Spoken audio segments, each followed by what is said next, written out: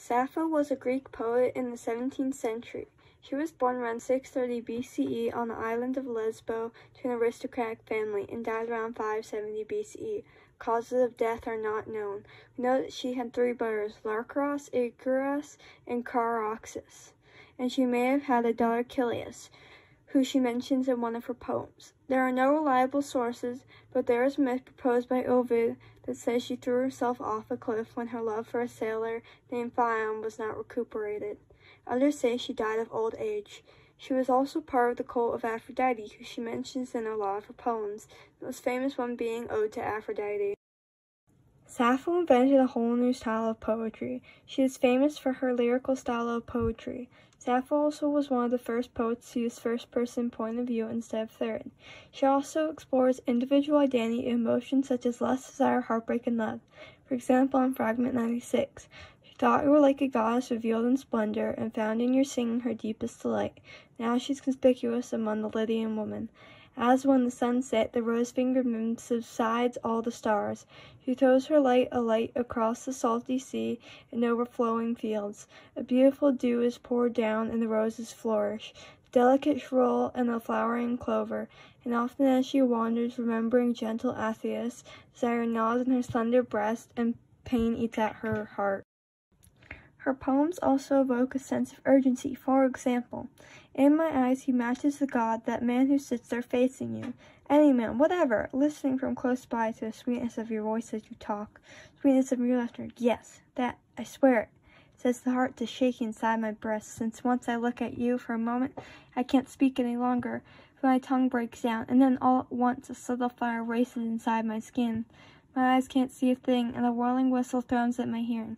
Cold sweat covers me, and a trembling takes a hold of me all over. I'm greener than the grasses, and appear to be myself, a little short of dying. But all must be endured, since even a poor... Fragment 31. She uses a lot of hyperbole and wordplay, for example, in Fragment 47. Then love shook my heart like the wind that falls on oaks in the mountains. She made a huge impact on the ancient world and was viewed on the same level as Homer. She was referred to as the poetess, while Homer was referred to as the poet, which was a huge achievement since women weren't viewed on the same level as men in the ancient world. She also was called the 10th Muse by Plato. Her face was on coins, and there were 6 plays written about her. She inspired a lot of artists. She was painted on vases and paintings and sculptures. She also made a big impact on the modern world. She was referenced in many books, and most of her poetry we know about was quoted in books. She influenced many European poets, especially during the Renaissance period. Many people called her an extraordinary woman. It has been a long debate between historians on whether or not Sappho was a lesbian. Keep in mind that words like gay and lesbian didn't exist back then. We truly have no way of knowing whether or not she was a lesbian, and we can only look at her poetry as evidence. Sappho mentions women in many of her poems and their beauty. She also talks about Aphrodite and asking Aphrodite for love. Here are some examples of where she mentions her admiration of women. Hope of love, for when I look at you face to face, then it seems to me that not even Hermione matched you.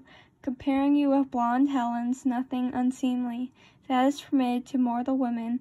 Know that this in your heart would free me from all my worries. Ate the poetry of Sappho, dewy banks all night long. Fragment 23.